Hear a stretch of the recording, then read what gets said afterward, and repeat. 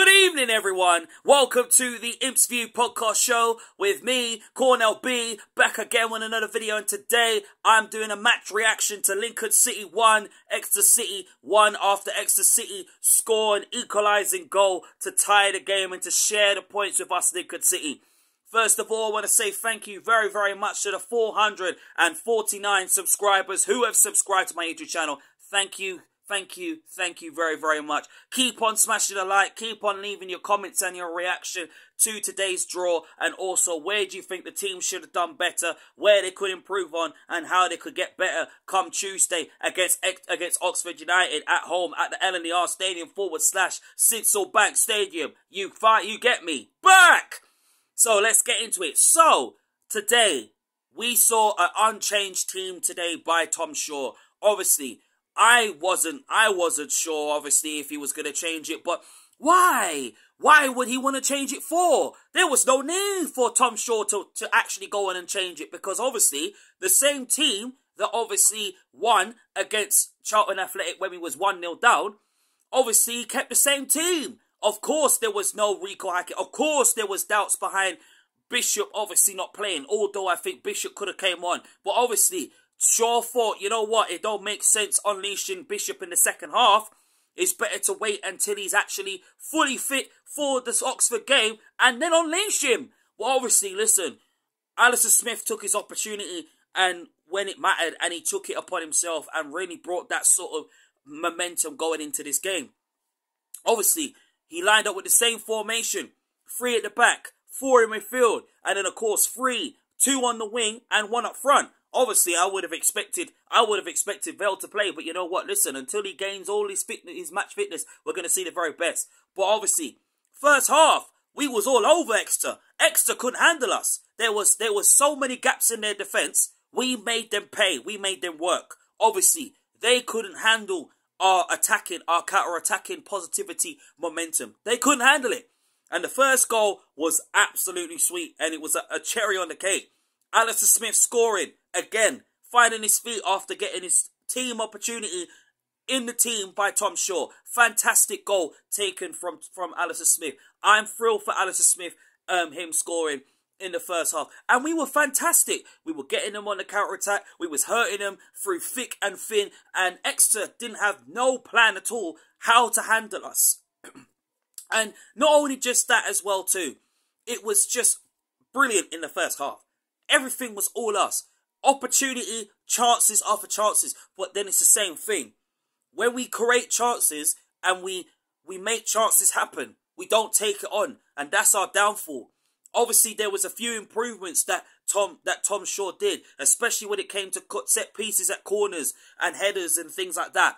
You know, that's what we've been victim of throughout this season. And that's how we start to concede goals. And you never know, obviously, concede goals from set pieces. And obviously, you could see that Tom Shaw has absolutely nailed that for sure.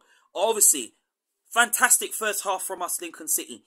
I thought we created so many chances and opened them up on the counter-attack. We were positive going forward, and that's the main importance of this team. Half-time going into 1-0, we're thinking, oh, we could have been 2 or 3. It should have been 2 or 3 goals, to be honest. Because, obviously, the amount of chances we had, especially that sitter from Rowan, I think that should have been 2. We needed that second goal. And we started to look, and then second half, we started to look a bit leggy as well. And then that's where the tiredness started to come in the second half. And then you know what? Obviously, we were all over them in the first half. And then second half was all Exeter. Exeter obviously executed the plan. And they executed the plan to perfection. You know, they saw our weaknesses. They found us out in the second half. And then they caught us on the counter-attack. And it started to get scrappy. Ethan Aron started to lose his head. Oh my days. I've never seen that side of Ethan Aron. Big up Ethan Aron / Ethan Scottish Casemiro Aron. Obviously, we're seeing the prime version of Casemiro in him. Oh my days. I can't believe it. But obviously, second half, you know, obviously, fair play to Exeter City. They came out guns blazing and they made sure that they worked hard for the point. Obviously, they were in for the win, just like we were. But we took our foot off the gas. And that's the reason why we got punished, because we had so many chances, especially in the first half, and it should have been 2 or 3 goals. But obviously, again, normally as we always do, we don't take them. And we need to, and I think that's one criticism and one improvement that I want to see Lincoln City do this season. When we create chances or open up the opposition's defence, we need to take them. Because it doesn't matter how many total shots on target we have, doesn't matter how many total of shots we have this season, we need to take them. Because if we're not clinical and we don't put them away, yes, of course, maybe Vale could have obviously started in the game, but obviously, you know, I can see why, you know, obviously Tom Shaw is being a bit cautious, which is okay, because obviously you don't want to play Shaw and then Shaw gets another injury and then that's boom, then we ain't got no striker. Obviously with Tyler Walker nearing not far away for fitness, then, you know, it's looking bright already, it's looking good already. But obviously it's the same thing.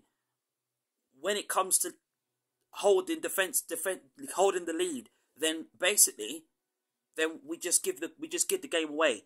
But obviously, when you don't create chances, that's when the opposition will exploit you, and they exploited us at the back. They made us pay for all them clear-cut chances that we created in the first half and in the second half, especially Rowan Sitter. But look, one thing we can be very proud of is that we got a point. When they conceded, Exeter, it was all Exeter. Exeter was causing so much problems. We went close with Adelakun. Obviously, Adelakun, I thought he played really, really well. But obviously, you know, there were times where, when he gets forward, Vale, I got to say, Vale, obviously, which I'm going to come to in a minute, but Adelakun, you know, this is the type of player that he is. And when he creates that opportunity, when he creates chances, yeah, I know he does a little bit of showboating and all them thing there, but obviously, Adelakun, obviously, he's all right. He's fantastic going through on goal. He creates the opportunity, he creates the chances. But then when it comes to shooting and that, he gets a bit hesitant, and you can't be hesitant. You got to take your shot and you got to take your chance and your opportunity. And when you don't take your opportunity, then that's when the opposition see that weakness and say, you know what? Obviously, we can easily exploit them. O'Connor, obviously, I really thought it was a red card.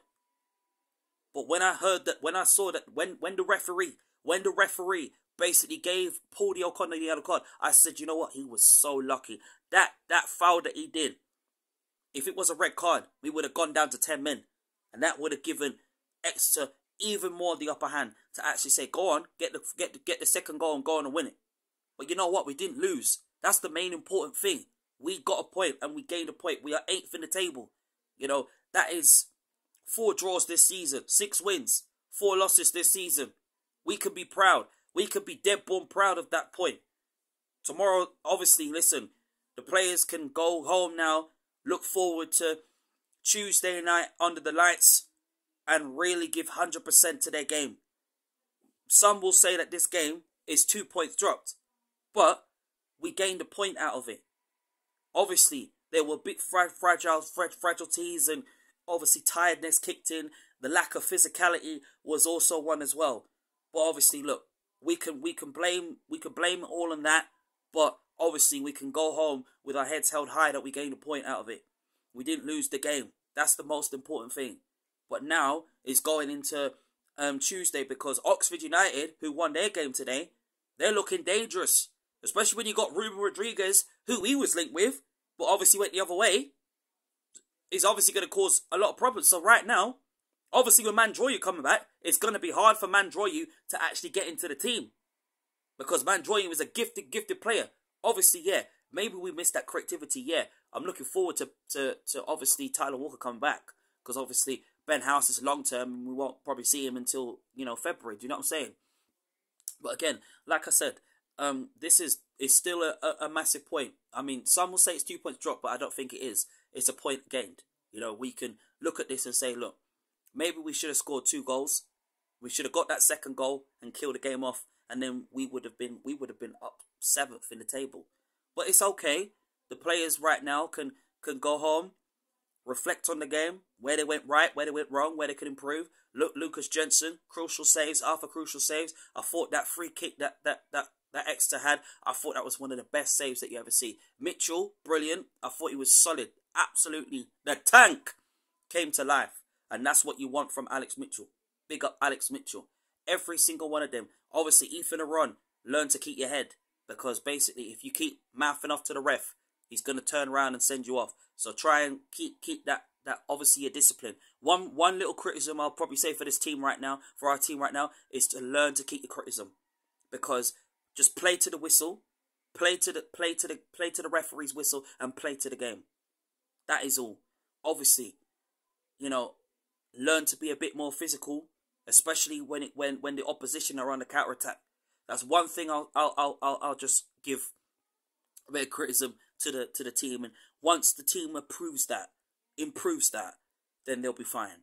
But right now, a point is well gained, and obviously, fair play to Exeter City on how they exploited us.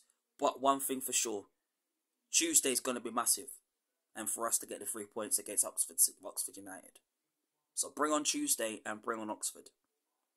Thank you very much for watching the Imps Ting podcast show. See you soon. Up the Imps.